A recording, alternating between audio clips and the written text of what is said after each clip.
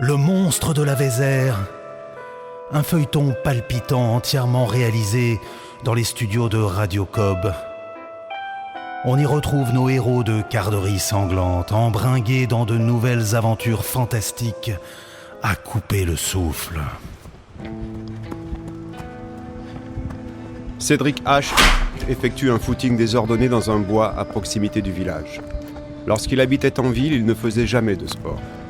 Quelques semaines après s'être installé au village, il avait déjà pris 5 kilos.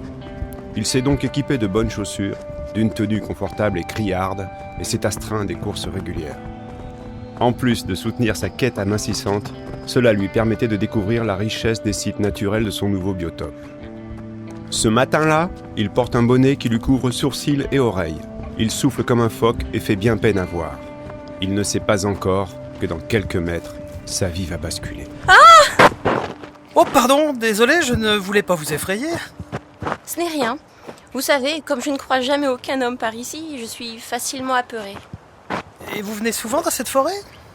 J'y habite. J'ai dit une bêtise ? Non, enfin je ne sais pas, vous vivez dans une cabane ou un truc de ce genre ? Oui, une jolie petite cabane près d'ici. J'y habite librement, sans souci du lendemain, et malheureusement sans homme. Dans ce cas, vous avez peut-être des animaux de compagnie ? Ah oui, j'ai un canard, mais il est un peu spécial. Très timide. Il se montre rarement. Je vous fais visiter mon petit chez moi ? Pourquoi pas ? Venez, donnez-moi la main. Vous pouvez enlever votre bonnet, vous savez. Je vous trouve très bel homme. Et moi, vous me trouvez jolie ? Oh putain, oui. Il semblerait donc, si les auditeurs ont le même ressenti que le narrateur, que la belle et douce Pam, clone de la comédienne Pamela Gibson, faut-il le rappeler, soit une sacrée coquine. Cédric H. s'en assure en ce moment même, sans faiblir, pendant que son épouse planche sur un programme électoral afin de remporter les municipales et ainsi mener une vie d'élu qui lui apparaît promise depuis ses premiers dysfonctionnements émotionnels. Dans le salon du domaine de Maître B, Pam et Saturnator sont au centre des conversations. La découverte de l'existence du canard géant par Egidio surexcite le châtelain. Egidio, je suis fier de toi. Tu as été bien inspiré de me ramener cette plume trouvée près de la cabane de Pam. Je l'ai analysée et tiens-toi bien. Je connais désormais le secret de ce monstre de la Vézère. Ça t'embouche un coin, hein? Je m'étonne toujours de vos prouesses techniques intellectuelles. Maître B, on ne s'en lasse pas. Tu es un piètre flaconneur, mais ça fait quand même zizir. Figure-toi, mon fidèle domestique, que cette plume a livré un enseignement majeur, à savoir que mon génie s'exprime parfois à mon corps défendant. Je ne vous suis pas, Maître B. Ça ne m'étonne qu'à moitié. Je veux dire par là que cette plume aux dimensions extraordinaires, tu l'auras noté, recèle des traces de Belzéveline, le produit que j'ai mis au point lorsque j'ai mené des expériences sur les clones. Tu comprends, mon bon Egidio ? Non, mais c'est la faute à ma mère. Elle m'a fait avec une tête trop grosse et un cerveau très petit, capisce ? Ok, on part de loin. Je te fais le scénario tel qu'il a dû se dérouler. Ouvre bien tes grosses oreilles. Tu te rappelles qu'une fois notre petite Pam parfaitement réalisée, conforme en tout point à mes ambitions, que je t'ai demandé de te débarrasser du bidon de Belzéveline ? Comme un gros idiot et fainéant que tu es, je devine que tu as vidé son contenu dans la Vézère. Ce canard que tu as vu a dû ingurgiter le produit et cela a provoqué cette métamorphose, pour le moins extraordinaire. J'espère qu'une truite ne passait pas par là au même moment, car sinon il faut s'attendre à voir une baleine barboter au vieux pont.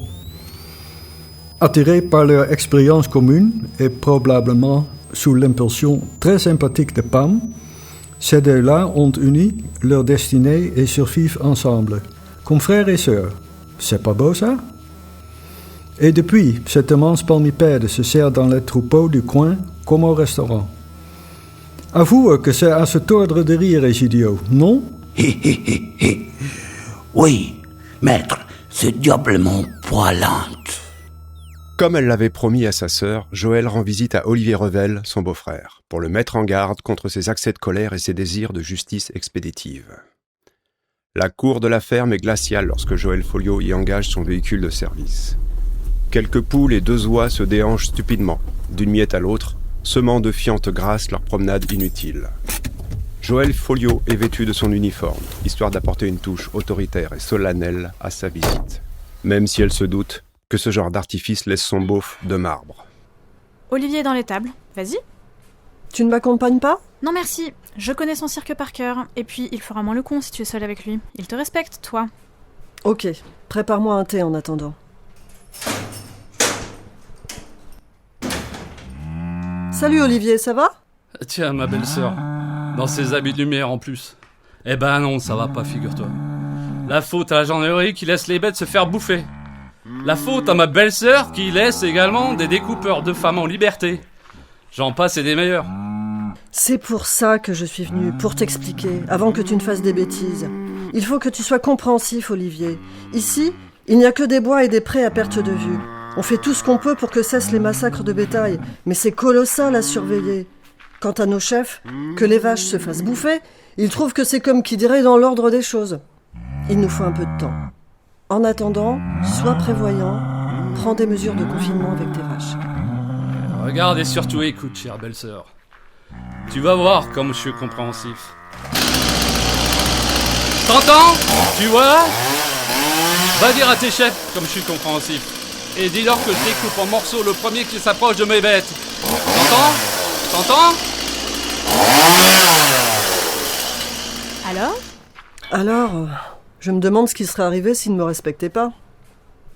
Cependant, dans une ambiance plus feutrée, le journaliste Silver Crémieux se torture les méninges devant son écran d'ordinateur.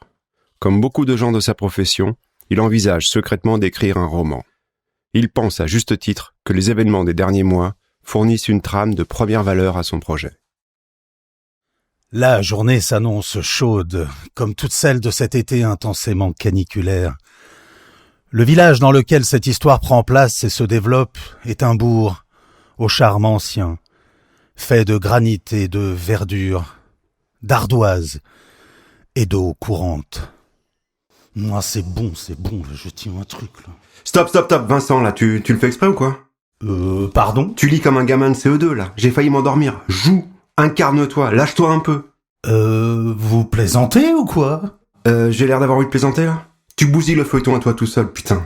Y a aucune passion, zéro envie, tu t'emmerdes avec nous? Tu comprends ce que tu lis au moins? Non mais vous vous prenez pour qui? Vous torchez un tissu de clichés en vous donnant de faux airs de modestie et il faudrait qu'on soit tous des Robert De Niro pour servir le génie de monsieur? Pas besoin d'avoir fait l'acteur studio pour jouer dans ce feuilleton, mais là quand même tu pousses. Prends un exemple sur Dominique et Barbara tout à l'heure. Eux ils sont dans le ton, ils y croient quoi. Vous me comparez maintenant, tout en mettant mes collègues dans l'embarras.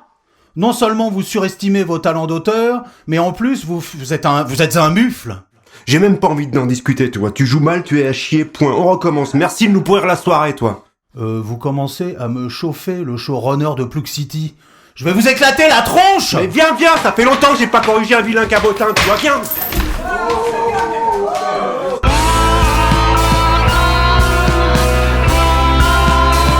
Pam et Cédric H vont-ils jouer une sorte de remake de Lady Chatterley? Olivier Revel va-t-il jouer une sorte de remake de Massacre à la tronçonneuse? Et surtout, y aura-t-il un prochain épisode? Vous le saurez en essayant de voir s'il y a eu un prochain épisode du Monstre de la Vézère, un feuilleton Radio Club.